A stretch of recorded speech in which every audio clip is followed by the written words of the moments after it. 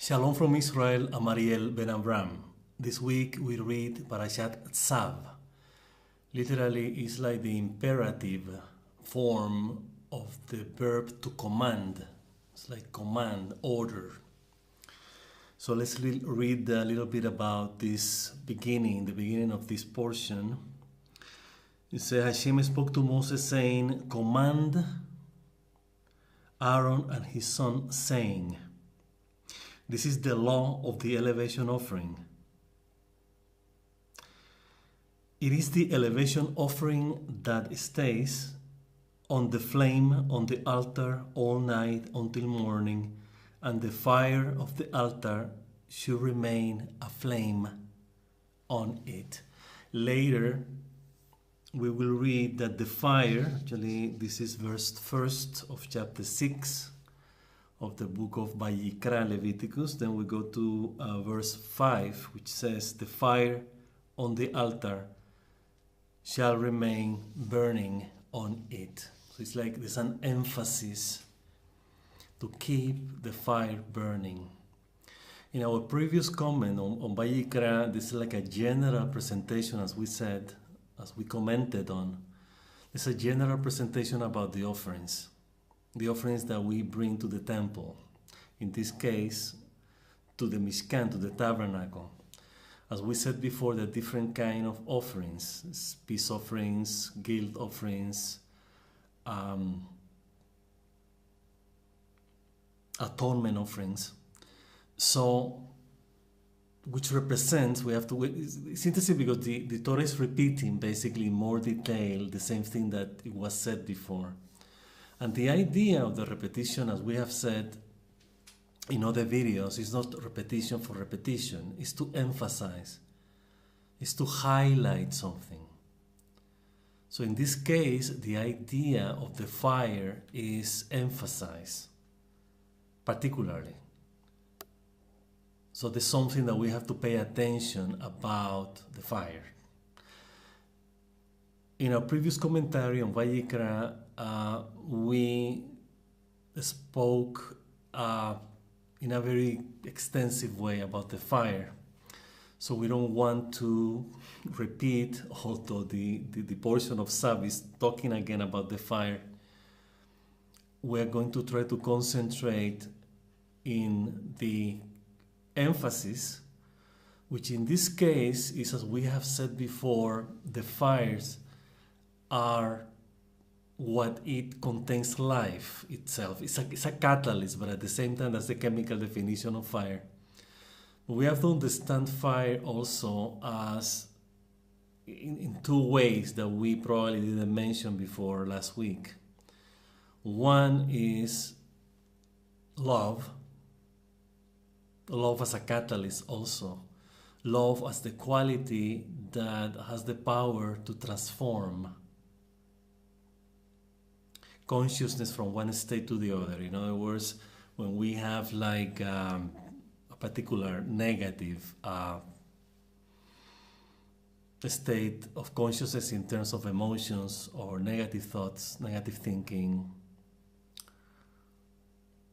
we can transmute that, we can transform that state into positive by approaching what we were thinking or what we were feeling with love.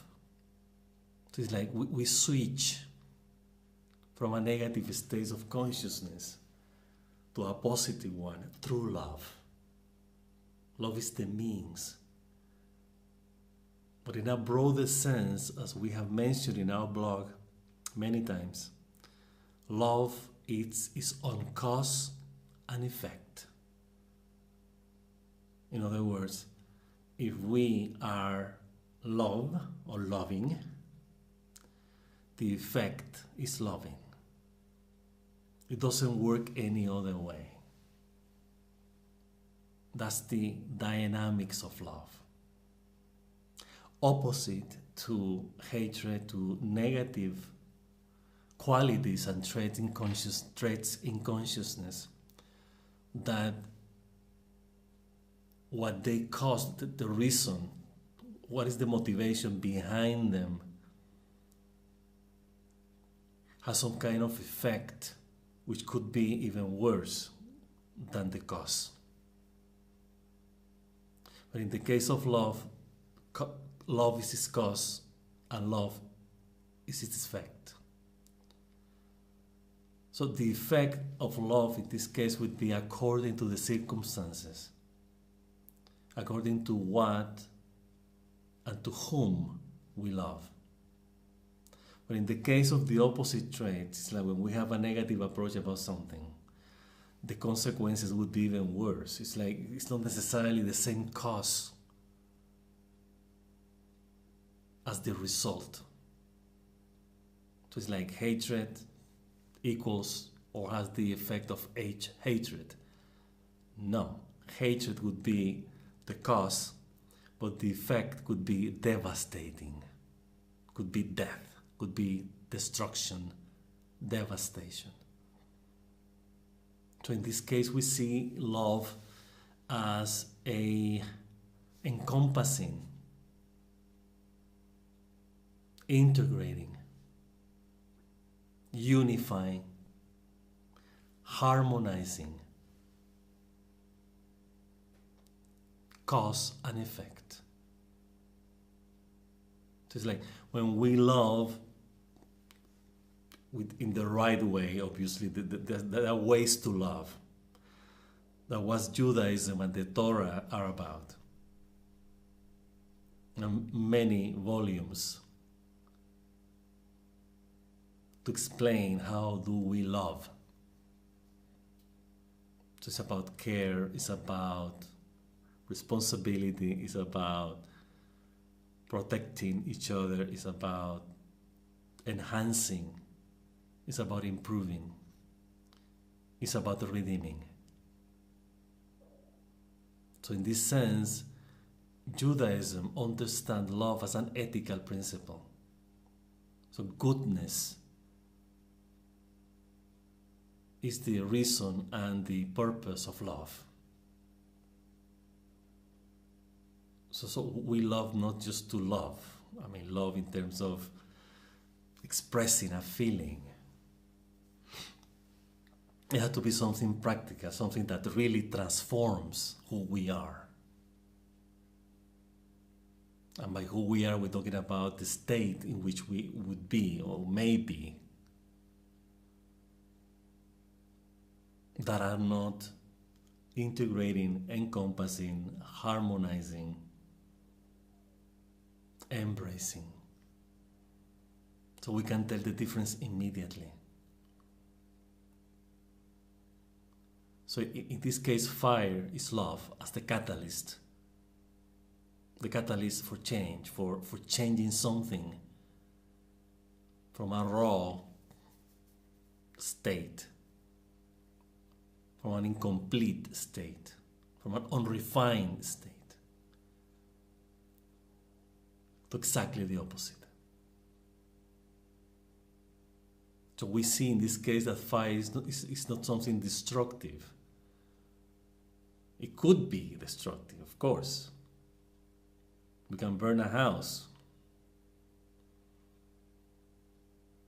But the idea is to use fire to transform, to really fulfill its function as a catalyst, as the means to go from one state to another. Better, by the way.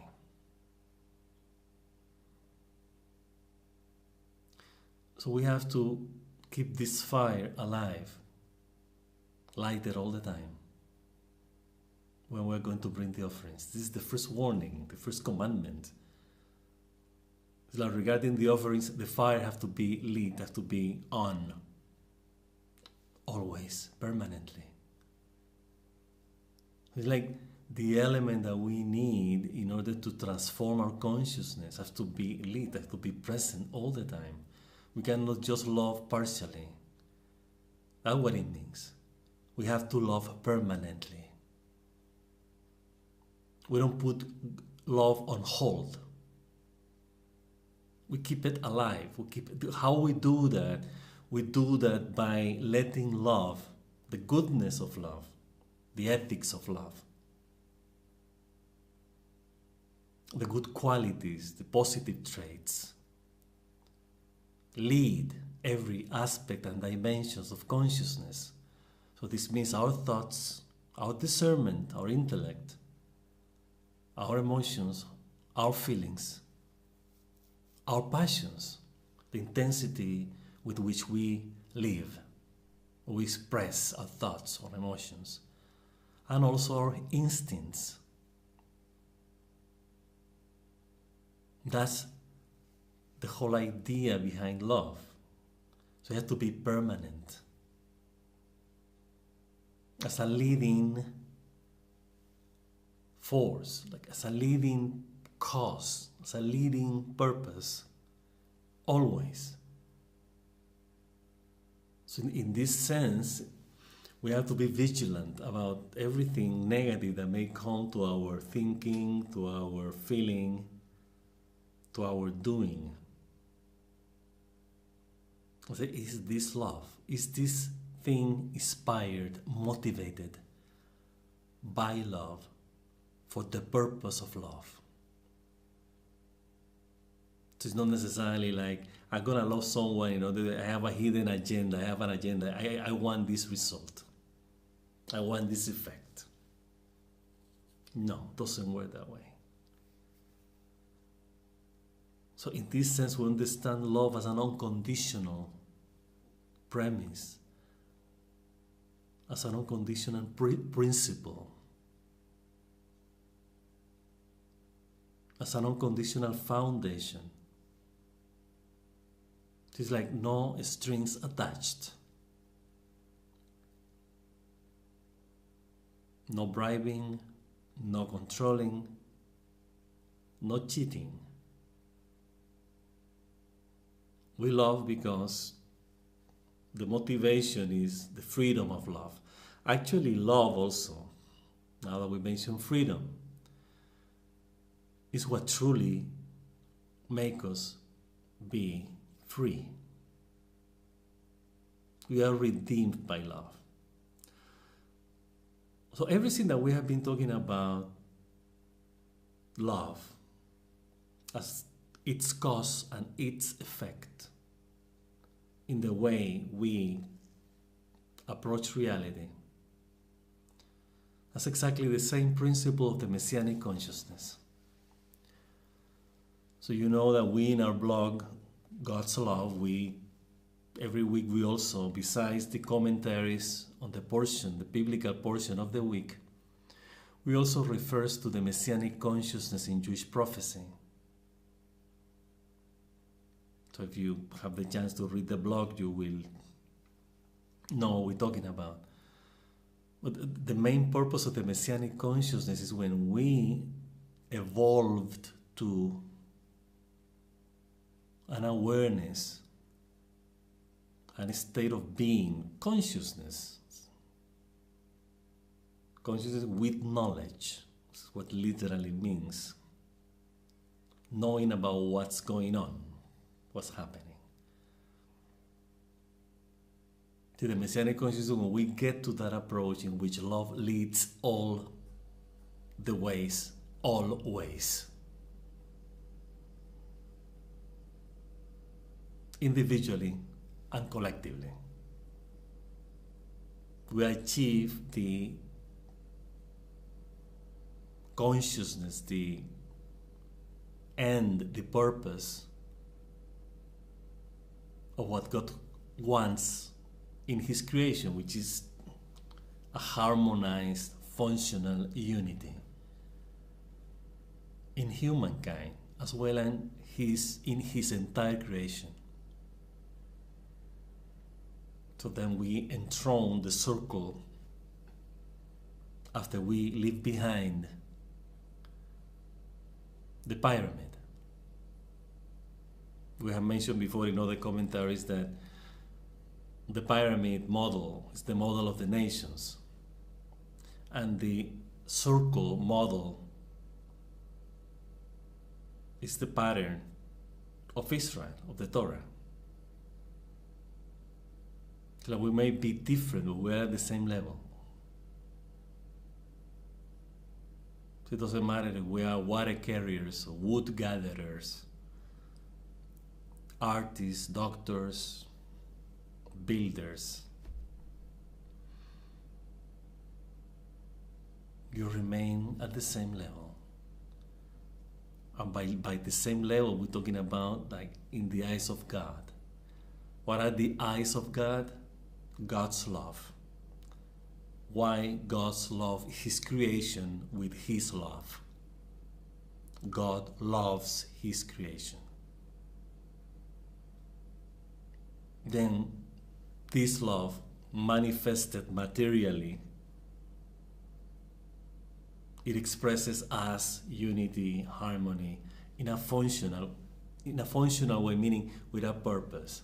So it's not about being, singing and dancing in a circle and kissing each other and embracing each other, yes. But there's a purpose besides that. And then God will reveal us what is His plan once we achieve that consciousness. So it's like we don't know what's going to happen there. We know that we will get there, for sure. In other words, we will refine our consciousness, clean our consciousness of anything negative that we may have. The negative trends in consciousness, which we have in order to exercise free will. This is very, very essential to understand. We have evil, wickedness, negativity as a reference to choose goodness. Nor not as a choice. It sounds like pretty common sense, but a lot of us make evil and wickedness a choice, not a reference to choose good. So once we evolve in consciousness to always choose goodness for the sake of goodness, for the purpose of goodness, then we enter in the Messianic consciousness. We enter in a new stage, a new level in the material life in which we will do things, we will be able to exercise, to perform, to practice, to experience new dimensions in which love is the main air that we breathe, in and out. So that's the fire. So we have to transform ourselves to our own love and transform others through love, by love, towards God, love, for the sake of love. For the sake of freedom, we will really be free. You see, when we have love, we don't discriminate, we don't feel superior or inferior. We are all at the same level, no matter what. There's no judgments. Everything is clear, everything is transparent. There are no lies, there's no deceit, there's no hatred, there's no prejudice, nothing. Nothing negative. And we experience that. This is not an abstract concept. It is not. Why? Because we, since the moment we are born, we experience this principle that we're talking about. Or everything that we have talked about, we experience since we are born. If we are not taken care of, if we are not loved, protected,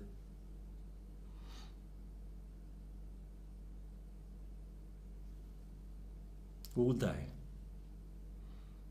We know that. And we know that when we were children, little children, and we grew up, we knew that love is what really keeps us alive, happy, free. When love is not present, we realize that we are within fences called prejudice, cruelty, indifference, negligence, and we get trapped in there. We are not free. So real freedom is love. We know that. Question is, why don't we use this experience, this awareness, this living principle, which is actually our essence and true identity? Love is who we are. That's why we express love. That's why we care. That's why we protect our children, our nature, our environment. Because we love and because of love. Once this approach is not present, then we see what we see in the world. We see fanaticism, totalitarianism,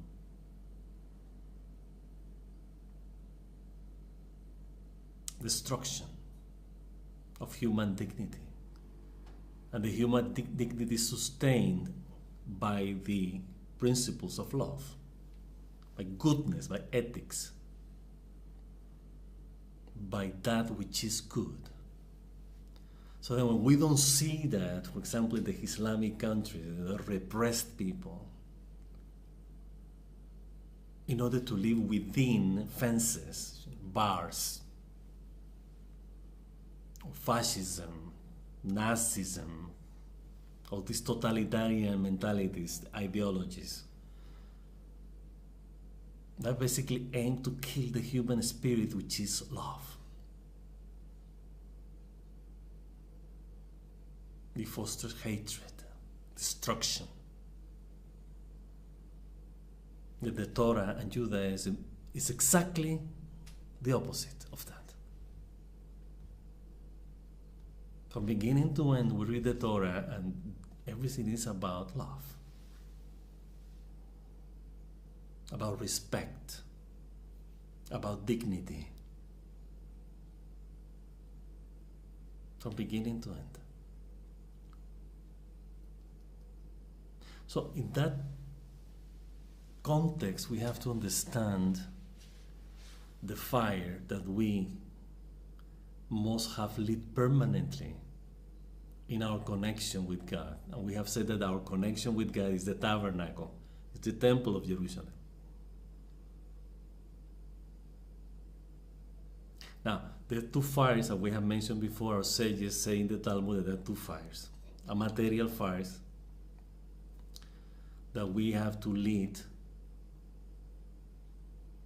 in the altar, and then there's a heavenly fire that, according to our sages, was the fire that actually burned the offering.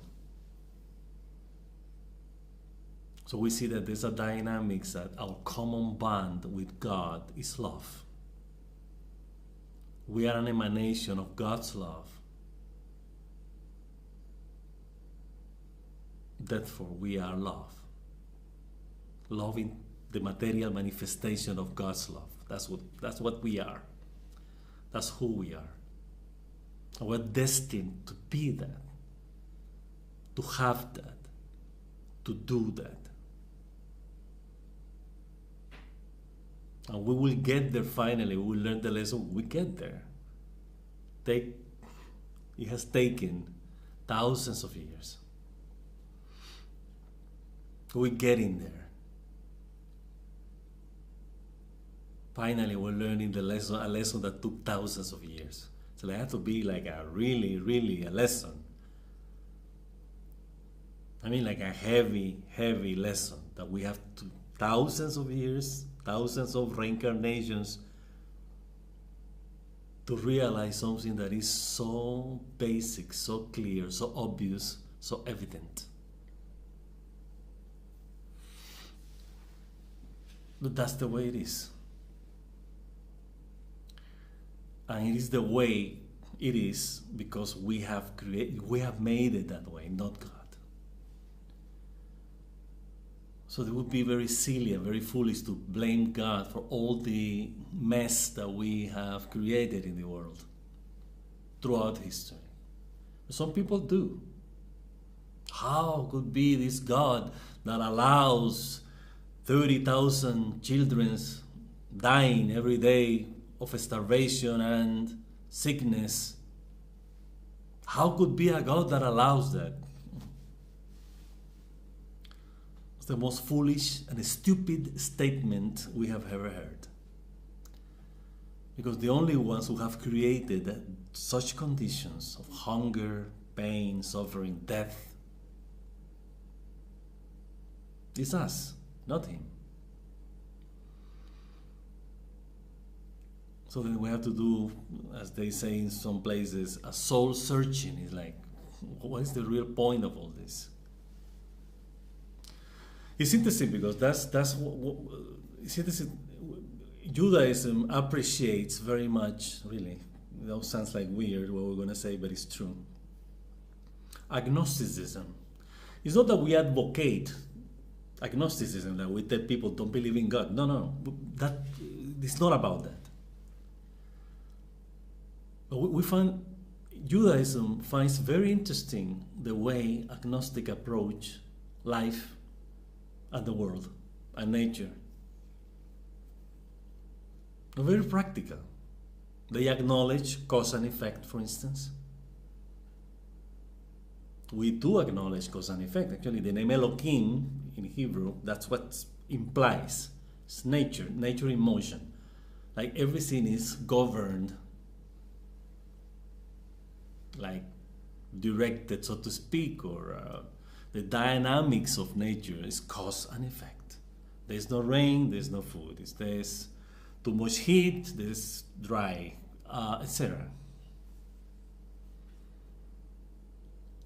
So that they don't call it God, obviously. They say there's a principle called cause and effect. They believe in that.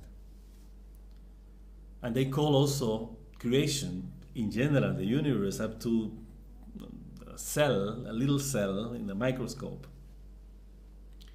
They call it intelligent design. It's interesting when they recognize that there's an intelligence behind creation. So this theory about evolution, according to the agnostic approach, is an intelligent design. It's interesting. They recognize that there's an intelligence behind the mechanics of nature, the way nature works. It's very interesting. And then they come to the conclusion that the way we have to harmonize, like keep balance with nature and society and everything, is through justice.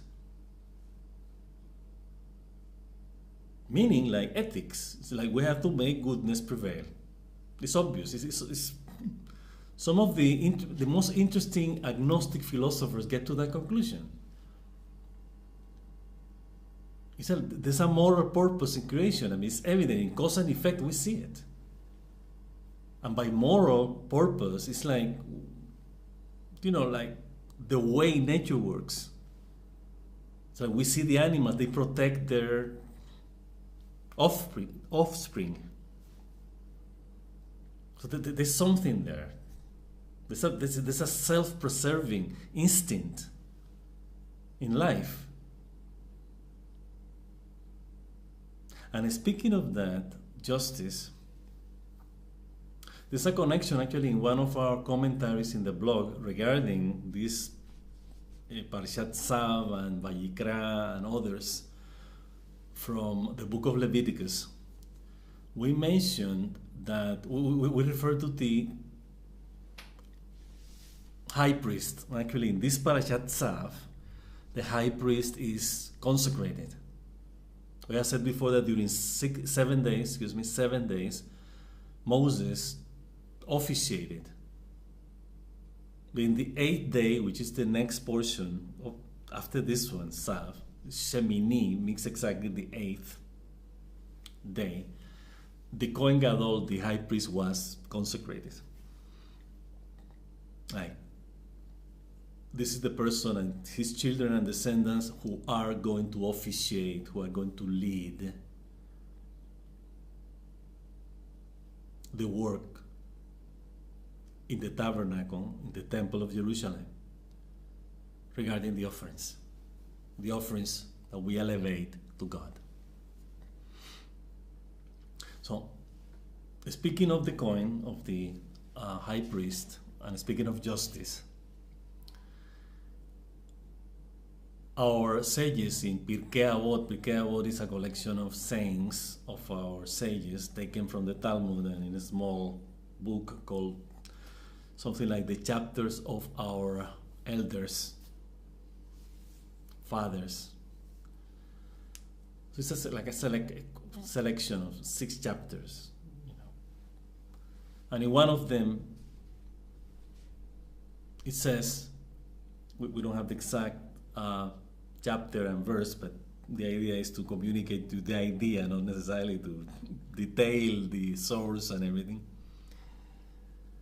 He said, be like Aaron and his children, because they pursue peace.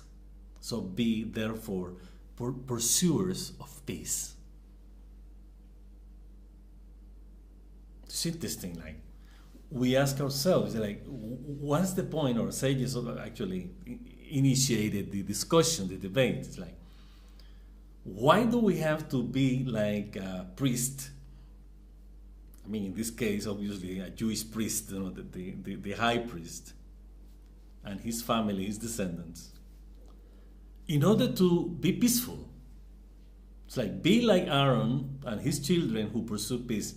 It's like, other people don't pursue peace. The only ones who pursue peace are Aaron and his children. That's basically the idea. Like, if I tell you, for example, be like so-and-so who pursues peace, it's like, what about other people don't pursue peace? Only this guy pursues peace? But that's the immediate response that we have, when we hear about these things, about peace.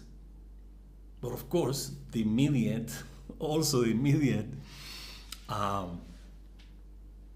implication of this being like Aaron and his children who are pursuers of peace is like there must be like a different kind of peace.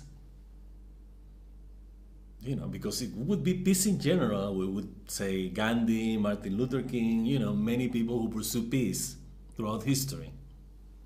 Just to mention a few. I mean, 2 in this case. Or the Buddha, or whatever. So it's like, they're not necessarily one source of people, so to speak, that are the pursuers of peace. There are other people who do that too. But in this particular case, it's evident that our sages are telling us that it's about the peace related to the priesthood, the Jewish priesthood. It's a peculiar peace. Meaning that the whole point of the high priest or the priests in the tabernacle and the temple of Jerusalem is about peace. It is about peace. Now, what is the definition of peace in Judaism? We have spoken about this before. We're going to do it again. This is not about hello, shalom, or shalom, may shalom prevail, make peace prevail in the world. The word shalom in Hebrew implies lots more. And we have said it implies completion, totality, wholeness, eternity at some point. It's like a combination of things that are encompassing, integrating, and totaling. It's actually like love. So peace and love in this case are inherent to each other. So there's an harmonizing, encompassing, integrating quality in love. So in this case, the shalom that we're talking about is something that has to do with God. Why? Because everything that we have said before about totality, wholeness, unity, completeness, it had to do with God. After all, everything comes from Him. But here the purpose is to achieve a unity, a oneness, this totality, this completion that God is. God is whole, is complete, is total, is all-encompassing. Everything comes from Him. So in that context, we understand that the shalom has to do with God. So our sages are telling us, be like Aaron and his children who are pursuers of peace. It's like, let's be like him. Let's be priests, basically. Let's officiate, let's elevate the offerings that will create this wholeness, this totality, this oneness with God.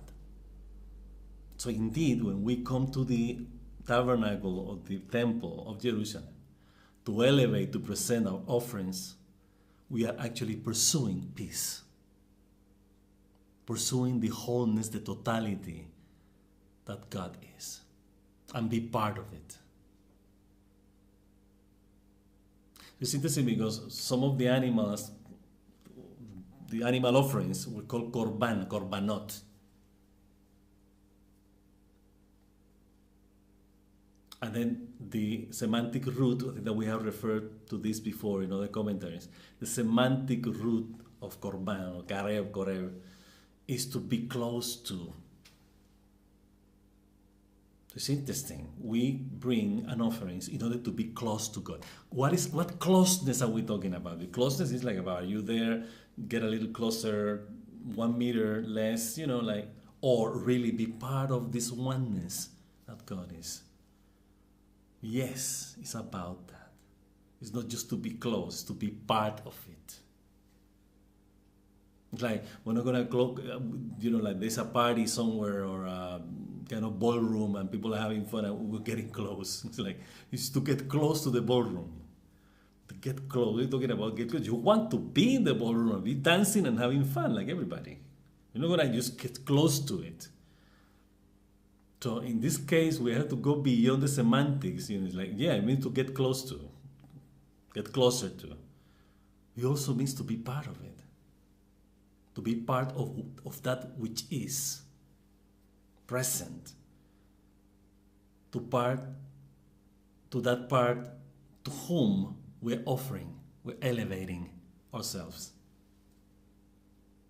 We have said that the offerings represents qualities and traits in our consciousness that we elevate, meaning we uplift, meaning we improve, meaning we refine in order to be close with God. We have said many times that our return to God is an ascent. We ascend. It's not going down, it's not going forward. We have to ascend. What does that mean? That we have to elevate ourselves, we have to refine ourselves, we have to leave behind in the gravity that what is heavy, that what doesn't let us elevate, be better, basically. Lighter, less heavy, less dense. And that's love. Love is what really makes us lighter. We travel light with the light that is love. We don't need anything else. We don't need to carry stuff. But basically walking and being and having what it is, our essence and true identity. So coming back to Aaron and his son, the idea of peace is the whole purpose of these offerings. Peace in terms, as we have said before, wholeness, completeness, totality, oneness, unity with God, with our Creator. There's something actually beyond our grasp. We don't understand that because we have no idea what we are approaching to, what we are getting close to, what are we going to be part of, or want to be part of. Therefore, in that moment when we are part of that consciousness, of that being, that totality, then we will know then. However, The idea is to make it practical in our lives, that we have love as the material manifestation of God's love to fulfill our destiny here in the material world. We're not talking about God, the abstract, the undefinable being that is beyond our understanding. That's fine. Leave that for Oriental religions and sects that they have no idea. They say that they belong to another dimension. We're living here in the here and now of the material world. And we must say that Judaism, in the Talmud, they actually forbid, our sages forbid us to isolate ourselves from the material world. We have to be part of it. We have to participate. And we have to correct what it needs to be corrected. So we have here a function, not just to be here and withdraw from reality and, forget about this crazy humanity. I'm going to retreat to myself. Forget about them. I'm going to go to a cave, and our sages say this is a sin. It's a transgression. It's a major transgression. It's like denying life, cutting life, killing life. So love is a very dynamic, practical purpose with a purpose, which is love. The purpose of love is love. So it's interesting also, we mentioned in one of our commentaries about this portion of the week, Tzav. We have 3 commentaries in our blog about each portion. And we have said that in the book of Psalms, King David refers to justice and peace. I heard that Martin Luther King and Gandhi and others said, if there's no justice, there's no peace. Actually, that's from the Talmud. They didn't invent that phrase. We have to do justice in order to have peace. Peace in terms of totality, harmony, and encompassing unity. Harmonize unity. And then King David says something like, justice and peace met and they kissed each other. Beautiful. So sages say what King David is referring to. Why peace and justice? And they say peace and justice represents 2 characters, which in this case, in our reflections here, represent 2 qualities in our consciousness. So justice as righteousness, doing the right thing, what is correct, represented by Moses, and peace, represented by his brother Aaron. So interestingly, there's a passage in the Torah, in the book of Exodus, when Hashem, God, asks Moses, go and meet your brother in Egypt, and then go to Pharaoh, to talk to him, to let the people go. The Torah says that Moses came to Egypt and met his brother, and they kissed each other. And they kissed each other. Aaron kissed him. So it's like, they were brothers, brother kiss, affectionately. But our beloved King David said, we're talking about justice and peace, kissing, embracing each other. They have to be together. So in this case, as we have said before, Moses represents our knowledge, the highest possible knowledge that we may achieve about the Creator, about God. And Aaron represents our awareness, the awareness of our highest knowledge of God. It's like one thing is to know, and the other thing is to be connected. So in this case, Aaron represents the connection, our awareness of the awareness of our permanent connection with God. connection, awareness of connection. Moses, knowledge of God. So which one is first? Moses. In all the narration, Moses is the leading one. Is the one who appears first. Why? Because that's the knowledge. Without the knowledge, we don't know anything. And we can't do anything. But this knowledge leads us to our connection, our permanent connection with God. So we see that Moses and Aaron are together all the time. Always. Since the Torah, since the process started, they were together. Up until their death.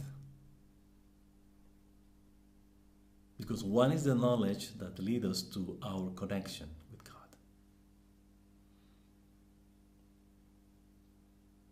So let's summarize a little bit this commentary on Tzav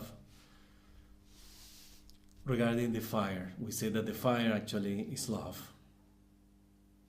It has to be lighted, it has to be present in every level of consciousness, every facet of life, every way we experience life.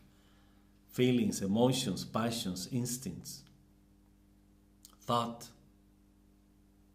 speech, action.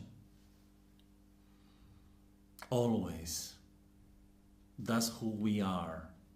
That's our essence and true identity. And also our common bond with God.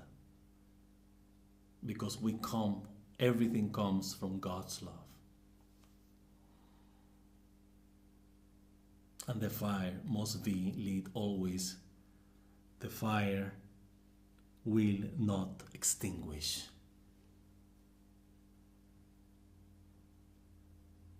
So the big lesson today is the fire of love, from which we come, through which we transform and elevate ourselves for the sake of love, for the purpose of love, for the goodness of love. So thus we finish this commentary on Parshat Tzav. This week we will read the next one, which is Shemini, that we referred before. And in the meantime, we wish you an extremely blessed, abundantly blessed week. Shabbat Shalom, and see you next time.